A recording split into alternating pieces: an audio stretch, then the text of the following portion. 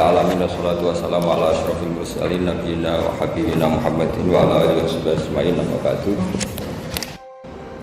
Kalau kita sangat mencintai Indonesia, maka kita akan tegas siapapun yang ingin menghancurkan Indonesia. Itu kira-kira cerminan Nabi Nuh. Kalau kita sangat mencintai Allah, maka kita akan benci sebenci-bencinya sama orang yang mendurhakai Allah. Tapi masalahnya, Allah yang kita cintai itu memaklumatkan diri kalau bersifat Ghafur, pengampun. Jika kalau kita terlalu kasar, ini kan yang kita cintai bersifat Ghafur kok kita kasar. Di sini Nabi Ibrahim, beliau sangat mantel sekali sama yang durhaka sama Allah. Tapi kalau mau mantel gimana? Zat yang mengajarkan itu bersifat Ghafur. Maka kita mau tidak mau, makanya ada riwayat mengatakan takhallaku bi akhlaqillah, kamu bertata krama kayak akhlaknya Allah. Akhirnya ya sudah, kita mau apa coba? Kira-kira kalau kamu mencintai seseorang, itu potensinya kan dua, protektif. Ada telepon, itu dari siapa?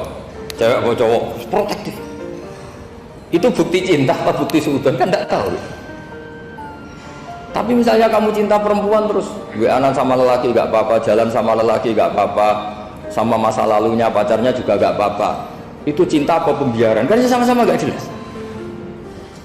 Nah kira-kira mencintai Allah itu kira-kira analoginya seperti itu. Kalau yang satu protektif, Allah harus zat satu-satunya yang disembah, nggak boleh didurhakai, nggak boleh dikhianati kok. Sehingga ini sangat keras sekali. Nah, ini Nabi Nuh. Di sini ada Nabi Ibrahim, karena orang yang zat yang kita cintai bersifat Ghafur. Jika kalau kita terlalu tegas, beda dengan sifatnya Allah yang bersifat Ghafur. Nah umatnya Nabi seperti itu mulai dulu. Ada yang moderat, ada yang keras, ada yang setengah keras, setengah moderat. Ada yang ngambil sikap, oh urip mangan turu, ngenteni mati. Nah, itu lebih baik itu timbang punya istihad tapi gak jelas, mendingan. Itu ada riwayatnya, suatu saat ibadah akhir umatku terbaik adalah tidur. Maksudnya tidur itu gak ngambil sikap, masyhur itu. Saya beri riwayat yang ada di Bukhari Muslim. Satakunu fitanun al-qa'id fiha khairun al-qa'im wal-qa'in fiha khairun al-masi wal-masi fiha khairun nasai. Nanti di akhir zaman itu banyak fitnah, kata Rasulullah. Yang duduk lebih baik ketimbang yang berdiri, yang berdiri lebih baik ketimbang yang jalan biasa lebih baik ketimbang yang jalan bergegas. Man tasyarrafa laha tastasrifu. Fitnah itu adalah siapa yang terlibat maka akan semakin parah. Sehingga semenjak itu ulama berpikir nanti di akhir zaman kalau ada fitnah itu sebaiknya orang ngambil sikap sepasif-pasifnya, secuek-cueknya. Jadi semua syurahul hadis sepakat makna hadis ini apa? Orang disuruh sikap secuek. Misalnya pilihan presiden, contoh kecil pilihan presiden. Mungkin para intelektual nggak merasa, tapi kalau ulama itu cara berpikir beda. Pilihan presiden, kamu fanatik milih A, yang satu fanatik milih B, ya presiden atau bupati atau gubernur. Terus yang satu bilang gini, wah kalau nggak di presideni A, nggak di bupati A, nggak di gubernuri A, negara ini rusak. Mungkin betul dari segi jejak rekamnya A ini bagus. Tapi pertanyaannya secara tauhid, bagaimana Anda menggantungkan kesejahteraan sama makhluk? Kamu nggak pernah terusik begitu kan para intelektual? Itu kan melukai. Bagaimana mungkin Anda menggantungkan kesejahteraan dengan seorang makhluk? Wah kalau di presiden A pasti Indonesia makmur, kalau bupati A pasti Sleman makmur, pasti Bantul makmur. Nah, bagaimana mungkin makhluk yang sedang soleh kamu pastikan selalu soleh? Wong dia makhluk bisa berubah. Sementara yang B misalnya fasik, wah kalau dipimpin B pasti rusak negara. Bagaimana kamu pastikan B yang fasik selalu fasik? Dia saja dia husnul khotimah. Yang fasik pas mimpin jadi soleh, yang soleh pas mimpin jadi fasik.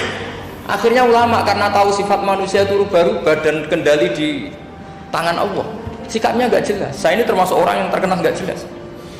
Karena kalau ditanya, Gus sampai milih presiden mana, bakti mana? Sanut pangeran Gresing dadi aku loyal. Wah, anut pangeran yo kacau. Wah, luwih kacau menan anut pangeran kata saya. Ini kan sudah agak sambung karena pikirannya ulama.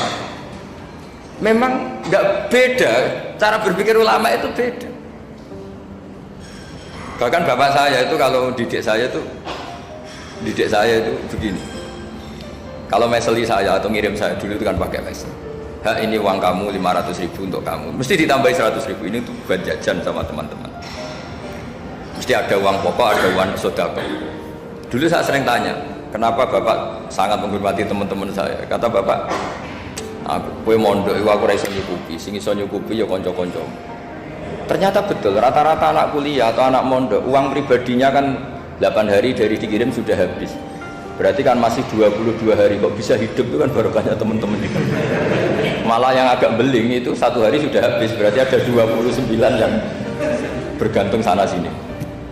Sehingga Nabi dulu cara ngendikan itu unik. Kata Nabi, da'un nasa yarzuqu wahu ba'duhum ba'duh. Manusa barno wae engko saling memberi rezeki. Ketika ada collab, Medina itu pernah collab. Terus sekarang pernah defisit itu. Beberapa pakar ekonomi datang ke Rasulullah, ya Rasulullah, sa'ir, tolong dikasih harga standar. Tapi apa jawabannya Nabi? La tusairu fa inna Allaha huwal musair. Kamu jangan kasih harga, Allah sendiri yang menentukan harga itu. Terus kata Nabi, kenapa engkau begitu ya Rasulullah? Ini negara harus ditentukan harga karena gini-gini. Kata Nabi, saya tidak ingin ketemu Allah dalam keadaan dolim. Tapi ini tentu di teori ilmu modern ini masalah. Tapi menurut orang modern. Tapi kalau menurut ilmu hakikat itu nggak akan masalah. Misalnya, kenapa Nabi tidak menentukan harga dalam keadaan negara seperti itu? Jawabannya pakar-pakar hakikat, ya saya ulang lagi pakar-pakar hakikat begini. Misalnya ada orang menimbun supaya nanti harganya mahal ya. Terus ditimbun terus sampai nunggu harganya mahal. Lama-lama dia sadar kalau timbunannya nggak ada gunanya karena ternyata orang nggak beli. Nah, ketika orang nggak punya kemampuan beli, yang menimbun juga tidak punya uang. Nah, tapi kalau sampean tanya, tapi Gus nak tuku barang pokok kan kita mati karena kehabisan stok. Itu masalah tauhid Anda. Bagaimana mungkin kamu membayangkan seorang makhluk tidak bisa hidup atau nggak dapat rezeki? Nabi itu orang yang sampai ke derajat hakikat, dari tidak pernah bayangkan gitu. Salah sampean jadi orang yang tauhidnya masalah. Sehingga terus bayangkan, wah kalau negara ini chaos, wah kita makan apa? Kalau negara nggak stabil, wah kita gimana? Itu tidak bisa seperti itu. Dulu ketika kita dijajah Belanda, itu kiai-kiai kita, Mbah Hasyim Asy'ari, Mbah Ahmad Dahlan, mondoknya di Mekah. Sampai alim alama, 2 beliau, Mbah Hasyim sama Mbah Ahmad Dahlan itu ngajinya sama-sama Syekh Khotib Minangkabau. Cuma Mbah Hasyim lebih menekuni ke Syekh Mahfud Termas, yang satu menekuni Syekh Khotib Minangkabau. Jadi 2 beliau itu ngaji di guru yang sama. Mbah saya, buyut saya itu ya sudah mondok Mekah. Zaman dijajah Belanda. Sekarang kita agak dijajah, nggak mondok di sana. Buyut saya itu zaman itu sudah haji. Buyut kelima saya itu dulu kalau ingin cari tempat yang teduh itu masuk ke gua. Itu masuk gua itu hanya kepalanya saja, kakinya masih di luar. Karena gua di Arab tidak seperti gua di sini. Kalau gua di sini kan orang bisa masuk semua. Kalau gua Arab kan hanya celah-celah batu-batu besar. Sehingga ketika Rasulullah hijrah ke Medina, singgah di gua Sur, kata Abu Bakar gimana? Andai kan yang ada orang kafir di depan gua, kata Abu Bakar gimana? Andai kan mereka melihat kakinya pasti melihat kita.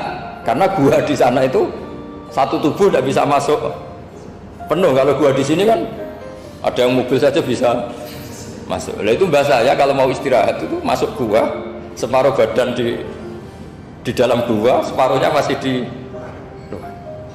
Nah sekarang terus kita bilang, wah kalau kita negara tidak stabil kita haji kemana? Dulu zaman dijajah Belanda ya kita bisa haji. Soal kebahagiaan, nenek moyang pulau jenengan tuh anaknya banyak. Dijajah Belanda, jajah Jepang ya nyatanya anaknya banyak-banyak. Itu kira-kira bahagia apa enggak? Nah artinya gini ya, tentu kita tidak ingin dijajah itu tentu ya. Tapi kita ini selalu latah. Wah kalau ekonomi jatuh kita makan apa? Kalau kita dijajah kita tidak perlu seperti itu. Rahmatnya Allah Ta'ala itu akan adrokatna. Rahmatnya Allah Ta'ala akan menemukan kita apapun kondisi kita, apapun keadaan kita. Ini cara berpikir tauhid. Sehingga Nabi itu tidak pernah bayangkan umatku narata tunggoni piye, ditunggoni Allah. Sehingga masyhur dalam hadis-hadis sahih, la tazalu ta'ifatun min ummati dzahirina 'alal haq la yadurruhum man khadalahum wala man khalafahum wala man nawa'ahum. Selalu di umatku ada kelompok-kelompok yang selalu membela kebenaran dan tidak akan terkalahkan oleh kesesatan di akhir zaman. Kenapa? Cara berpikir orang tauhid itu sederhana begini. Allah menamakan dirinya Al-Hadi, penunjuk jalan. Dan sifat Allah pasti nafidah karena Allah tidak terkalahkan. Sama seperti Allah menyifati dirinya Ar-Razzaq, Ar-Razik yang memberi rizki. Maka orang segoblok apapun, selumpuh apapun, selemah apapun tetap dapat rizki. Sama, Allah mensifati dirinya Al-Hadi, memberi petunjuk. Maka zaman serusak apapun orang tetap dapat petunjuk. Sehingga kita tidak perlu khawatir, wah nanti zaman kalau sudah rusak nasib Islam gimana? Ya coba sekarang nasib Islam gimana? Ya baik-baik saja. Dulu ditunggoni wali songo ya banyak orang Islam, sekarang nggak usah wali songo, ditunggui dosen-dosen yang ngajar aja nunggu digaji. Kiai pidato ya ada yang beri salam template. Itu kalau nuruti definisi ikhlas itu tidak ada yang masuk. Tapi meskipun demikian agama juga jalan. Kenapa agama ini jalan? Karena Allah Al-Hadi, penunjuk jalan. Ketika Allah mensifati dirinya penunjuk jalan dan sifatnya Allah pasti nafidah, pasti terjadi. Karena Allah tidak pernah gagal. Sehingga agama ini akan ada terus sampai akhir zaman. Coba Amerika kayak apa, Islamfobia. Di Amerika tambah lama tambah banyak Islam, Eropa juga gitu, Australia juga gitu. Anda kan nuruti teori sosial. Sudah dunia sudah materialistik kayak gini, orang dohirnya itu akan meninggalkan agama. Nyatanya enggak juga. Saya pernah di Korea seminggu, itu di negara ateis. Itu TKI ke sana tuh nyari uang. Ternyata ya kepikiran bikin masjid, bikin komunitas Islam. Coba siapa yang menggerakkan hati itu? Hanya Allah Subhanahu. Ya, jadi cara berpikir tauhid saya ulang lagi, saya mohon sekali di pengajian ini saya cerita wajah alani mubarakan aina ma kuntu. Jadi cara berpikir sekian nabi, terus kita punya karakter tertentu, kita milih nabi ini itu sah. Karena ulama ummati ka'ambiyai Bani Israel, ulama umatku itu ibarat kayak nabi Bani Israel. Jadi ada yang milih tadi seperti Nabi Isa fokusnya ngurusi orang-orang nakal. Itu juga bagus karena di mana-mana nabi itu seperti dokter. Tapi Nabi Yahya hanya berkawan sama orang-orang soleh. Kita tahu berkawan orang fasik itu resiko ketularan. Iman pas-pasan wae kancane nang fasik kan taqabbalallahu minna minkum gitu. Wong kamu sendiri tidak sehat-sehat amat berteman orang penyakitan kan bahaya. Tapi kalau kamu sebagai dokter kok hanya berteman orang sehat, lalu kamu apa? Penelitiannya gimana? Masa saya dokter spesialis, pernah penelitian, semua orang sehat saya pernah saya teliti. Itu dokter aneh apa enggak? Saya dokter spesialis TBC, spesialis paru-paru. Yang kamu teliti siapa? Semua orang sehat. Pernah meneliti yang sakit? Tidak pernah. Kan ya jadi dokter aneh. Tapi misalnya terus kamu sendiri terus berteman orang penyakitan terus, kan ya rawan tertular. Ini ada dua figur yaitu Nabi Yahya dan Nabi siapa? Ya saya kira demikian.